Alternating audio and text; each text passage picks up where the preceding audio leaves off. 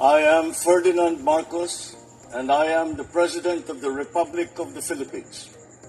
I stand today on behalf of 110 million Filipinos. Hi everyone, hello universe, it's me again. Nakita nyo yan? Yan, si Harry Humba. Ang lakas mamintang, no? Kung makapagsalita. Ang lakas niya makapagsalita laban sa Pangulo. Pero hindi niya tinitingnan yung sarili niya. Wow, gawain nila yan kasi yung panahon ni Digong hawak nila ang Pilipinas. Sabi dito mga kababayan, para kompleto detalyado. Shout out sa mga Marcos Lili supporters, Filipino and UFW. Ayan, tuloy, basahin po natin para kompleto detalyado. Ayan basahin natin para kompleto detalyado. Sabi po ng Radyo Pilipinas, sabi na normal nang nagsampa ng reklamo kriminal ang Bureau of Internal Revenue Philippines, which is BIR, sa Department of Justice laban kina dating presidential spokesperson Harry Roque, asawa nitong si Myla Reyes Roque at Percival Sason Ortega. Agree. Today is April 30, 2026. Ayon sa BIR, nabigo ang mga respondents na naghain ng tamang tax returns at magbayad ng kaukulang buwis kaugnay ng kanilang kumpanyang Beach Cham Holdings and Tradings Incorporation, and tinatayang tax deficiency ay aabot sa 3.35 million. Paktay ka ngayon, Harry Roque. Ikaw pala ang salarin, hindi ka nagbabayad ng tax. Samantalang yung mga nagtatrabaho sa construction worker, may tax yun, di ba guys? Sa mga, kahit saan, mga Pilipino na nagtatrabaho ng maayos, nagbabayad ng tax. Tapos ikaw, grabe. Ayan, nasasanay kasi sila nung panahon ni Digong.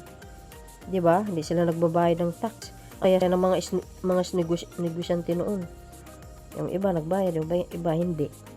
Pag hindi mo kalyado, okay lang kahit hindi magbayad ng tax. 'Di ba guys? So ayan, ano po ang kapalagayan nyo? Mag-online laki 3.535 million. Bukod dito, nagsampa rin ang BIR ng mga hiwalay na kaso laban sa Terhunan Transport Company Incorporation, 9.178 million VAT deficiency. Oh my gosh. Nifel May, ayan, Heria Demonteverde, 8.44 million delinquent tax liabilities. Oh my gosh.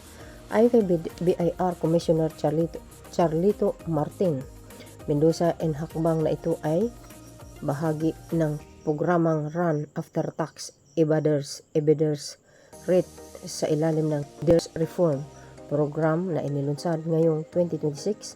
Ang tax evasion ay may parusang multa at pagkabilanggo ng hanggang 10 taon.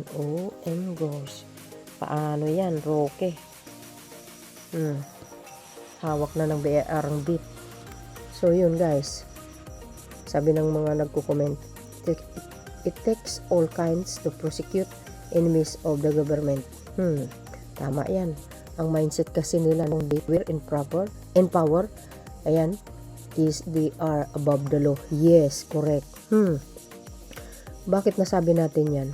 Sila ang batas ng panahon na yun. Bakit nga nakulong si Digong? Diba? Laban dito sa crimes against humanity. Kasi hindi nga siya marunong mamuno ng bansa. Lahat ng mga kaibigan niya nakinabang kaya, sa totoo lang. Oo, intindi. Kumusta naman yung tax evasion case ng sus? Hoy, excuse me, ang Pangulo nagbabayad ng tax. Kaya huwag kang TNGA. Diba guys? Ayan you see, kasong tax evasion isinampa ng BIR laban kay Harry Roque at asawa. Paktay kayo ngayon. Yan po ang matindi.